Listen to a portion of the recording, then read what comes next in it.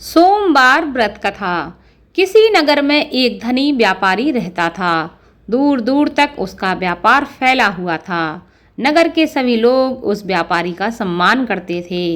इतना सब कुछ संपन्न होने के बाद भी वह व्यापारी बहुत दुखी था, क्योंकि उसका कोई पुत्र नहीं था, जिस कारण अपने मृत्यु के पश्चात व्यापार के उत्तराधिकारी की चिंता उसे सताती रहती थी।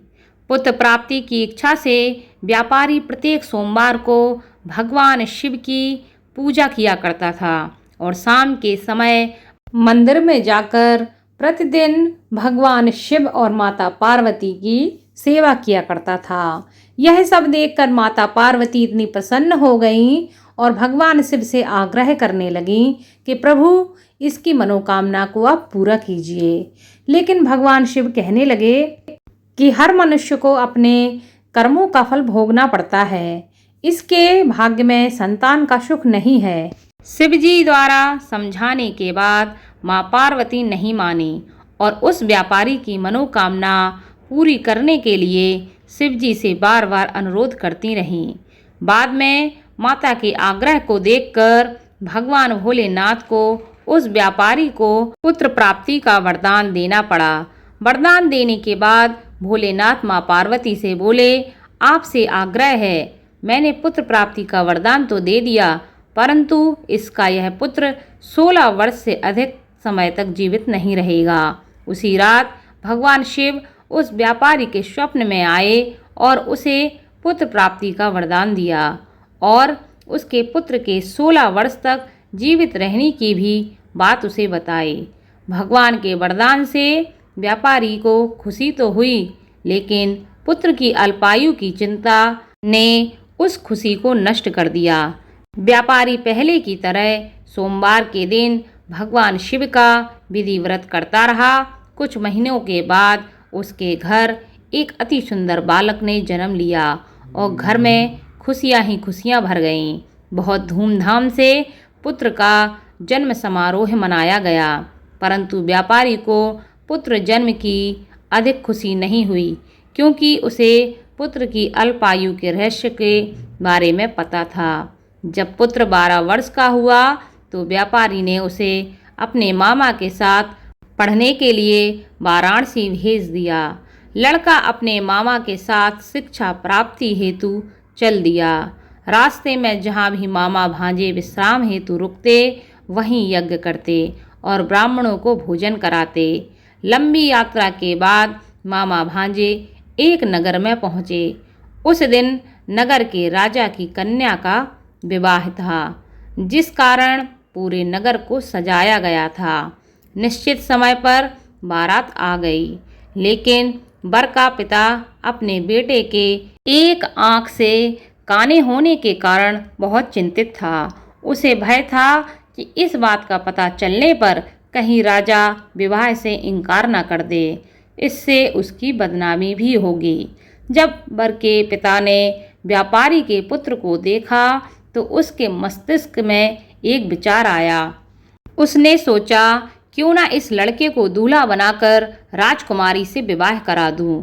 विवाह के बाद इसको धन देकर विदा कर दूंगा और राजकुमारी को अपने नगर ले जाऊंगा। वर के पिता ने लड़के के मामा से इस संबंध में बात की।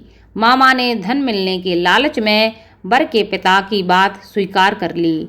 लड़के को दूल्हे के वस्त्र पहनाकर राजकुमारी से विवाह करा दिया। राजा ने बहुत सारा धन देकर राजकुमारी को विदा किया। शादी के बाद लड़का जब राजकुमारी के साथ लौट रहा था तो वह सच नहीं छिपा सका और उसने राजकुमारी को सारी बात बता दी। राजकुमारी, तुम्हारा विवाह मेरे साथ हुआ था। मैं तो वाराणसी पढ़ने के लिए जा रहा हूँ और अब तुम्हें इस नव युवक की पत्नी बनना पड़ेगा।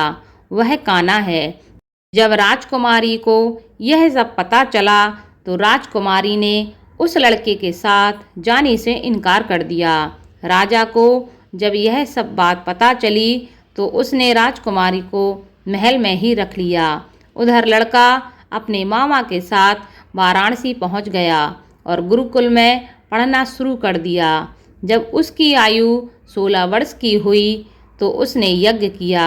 यज्ञ के समाप्ति पर ब्राह्मणों को भोजन कराया और खूब अन्न वस्त्र का दान किया। रात को वह अपने शयन कक्ष में सो गया।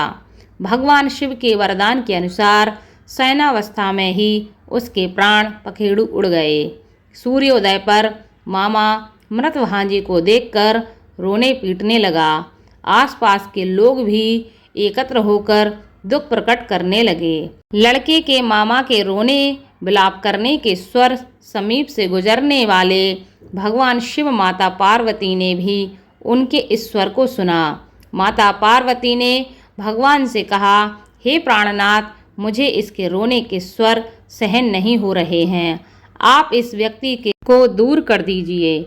भगवान शिव ने माता पार्वती के साथ अदृश्य रूप में समीप जाकर देखा तो भोलेनाथ माता पार्वती से बोले, यह तो उसी व्यापारी का पुत्र है जिसे मैंने 16 वर्ष की आयु का वरदान दिया था।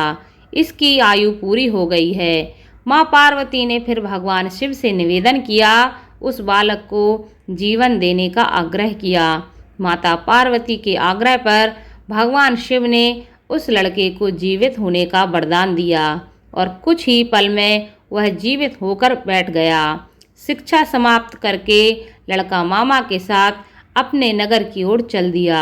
दोनों चलते हुए उसी नगर में पहुँचे जहाँ उसका विवाह हुआ था। उस नगर में ही यज्ञ का आयोजन किया। वहाँ से गुजरते हुए इनको देखकर राजा ने इन्हें पहचान लिया।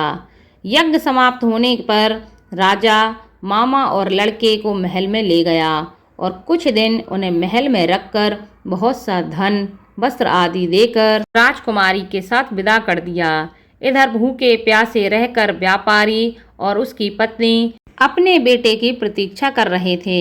उन्होंने प्रतिज्ञा कर रखी थी कि यदि उन्हें अपने बेटे की मृत्यु का समाचार मिला तो दोनों अपने प्राण त्याग देंगे। परंतु जैसे ही उसने अपने बेटे को जीवित देखा तो वह प्रसन्न हो गया।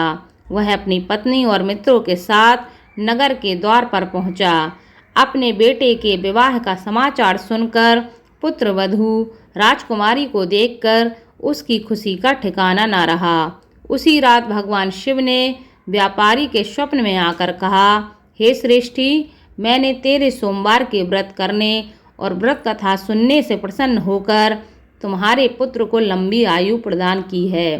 पुत्र की आयु लंबी जानकर व्यापारी बहुत प्रसन्न हुआ। शिव भक्त होने तथा सोमवार का व्रत करने तथा व्यापारी की सभी मनोकामनाएं पूर्ण हुई।